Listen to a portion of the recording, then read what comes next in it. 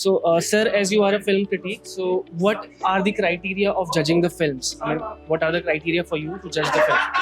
See, I feel that every film has its own parameters, and depending on what a filmmaker has in his mind or in her mind, and how well has he or she is able to execute it, I think that's the most important thing. Say a filmmaker wants to make a very good biography, on some important historical figure. So for me, it is important that how much justice he has given to this personality and the world around which his life revolved, and also it's important that how well he is or she has captured the history, that basically was when he was living.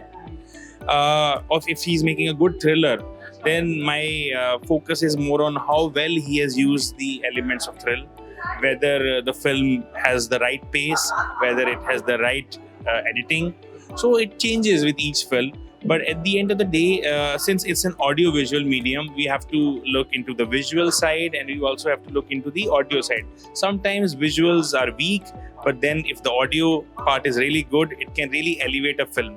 And it is also true vice versa. But I've always felt that sound is something that often gets unnoticed. Sound and music. Sound and music, because it's an audio-visual medium. Cinema is not just, it used to be a silent medium at one point in time, but now sound has become a very important part of the medium. Visual element is always very important, but sound also has a very important role to play. So it's always the interplay between the sounds and the images that really makes a good film. What is the best Indian film you have ever watched?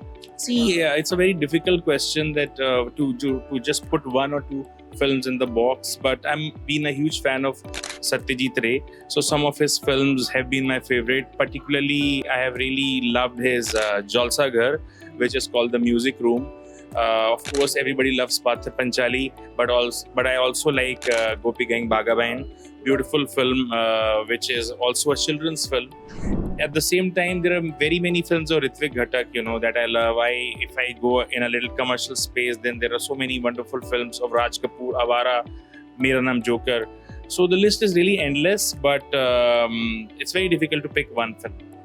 And if I say the category, I mean the thrill, which is the best film for you? In an Indian sense or in a global sense? A global sense, I've liked many films of Alfred Hitchcock. If I were to choose one film, I would say North by Northwest, is a very favorite film of mine. And Psycho is also a very amazing film. But between the two, I would say North by Northwest. Film critique as a profession, what is the future of this profession? See, I feel that it's always important, to actually educate the audiences. My role is actually basically to cut the clutter and to help the audiences, watch or choose actually. I cannot actually make them watch. I basically am here to help them choose. Say if there's 100 film list, and the audiences probably will have a tough time, to choose from those 100 films. So my job is to reduce their task from 100 to say 10. I can say that if these are the 10 best films, and even in that I can subcategorize. Okay, these are the 3 best thrillers. These are the 3 best biopics. These are the 2 best drama films. This is a very good children's film. So my job is basically to educate the audiences. First, they also need to understand that what is actually what. That's very important. Sometimes audiences are being misled, and often when they're only seeing one kind of cinema, as you would have seen during the pandemic, when people started accessing the OTT platforms, as they got more aware about the global cinema scene, a lot of the Indian films, which were probably remakes of these international films, they started tanking. Lal Singh Chadda is the classic example. Everybody knew that it's basically a remake of Forrest Gump. So now people were actually watching the original Forrest Gump. So people had very less excitement to watch the remake. So that is another challenge now. Even if you want to remake an old classic, then you have to, readapt it. You have to really rejig it. You have to make it a totally new film. You can borrow some themes, but you cannot really remake. You have to really, improvise and innovate. Be creative about it. Yeah. So what are your opinion on the boycott trends or the toxic culture in India जो कि films को लेकर के रहता है? See, it has been very disturbing, and I have been very vocal about it from the word go that, these trends are very unhealthy because ultimately you are targeting the entire industry. I can understand, okay, you have some issue with the film, you can have some issue with a filmmaker or an actor, but at the end of the day, the industry involves hundreds of thousands of people. You know, it includes technicians, it includes supporting staff, it includes so many people, you know. And if you start targeting an industry, you are basically attacking the livelihood of people. At the same time, you are also depriving people of, you know, watching their favorite stars, watching their favorite films.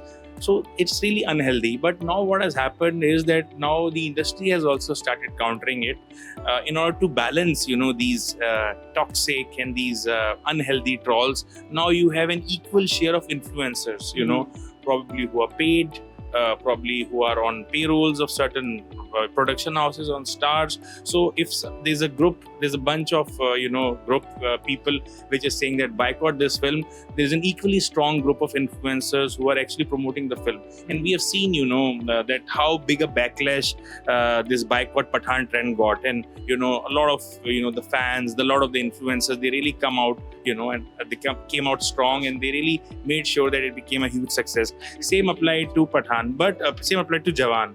But the content has to be there. You know, if the content is weak, then no matter what kind of influencers you have on board, you know, you will not be able to lift a film.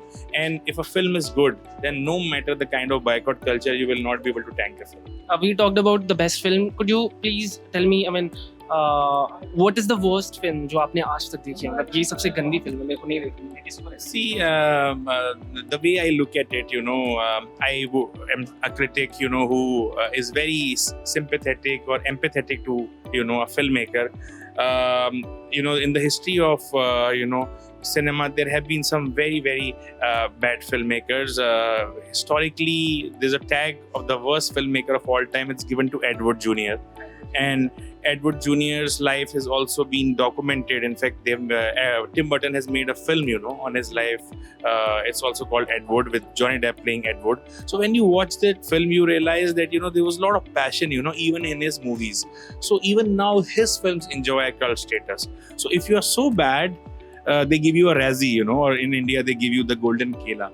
So I feel that, you know, we should really avoid. But if I have to choose one film, then I would say that RJV's Aag, you know, is really, you know, a film that was very, very disappointing to watch, because, you know, we were comparing it to the show, you know, the great Sholay, you know, the Ramesh classic, and it turned out to be everything which Sholay is not. So in that way, I would say, you know, it is probably one of the worst films that, you know, that have come out, you know, from Indian cinema. But I'm sure, you know, RJB's intentions must have been pretty novel. But as once Subhash Ghai ji said that, you know, I made a lot of films, I made Karz, and it turned out to be this cult classic. Even when I was making a film like Yuvraj, you know, he wanted to make a cult classic. But it's just that you can't make cult classics, you know, they happen. And similarly, you don't want to make bad films, they happen.